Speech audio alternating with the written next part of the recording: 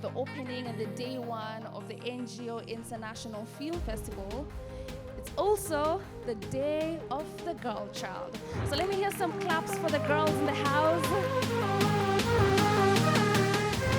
You have to start with the understanding that the answer to the question, are you valuable, is yes. The key to value of anything is originality.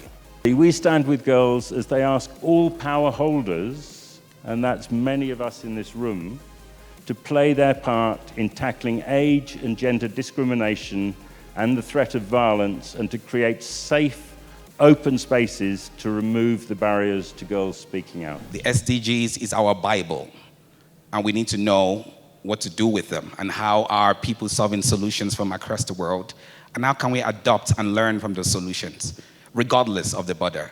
We cannot keep doing the same thing over and over again and expecting different results. That's the essence of the NGO International Film Festival.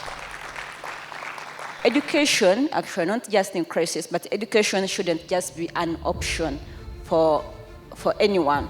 Education is a topmost right that each and every girl deserves. There's another powerful tool, which is film. People are consuming short content right now on TikTok, on Instagram, and we're educating ourselves. That it's not all that bad on social media.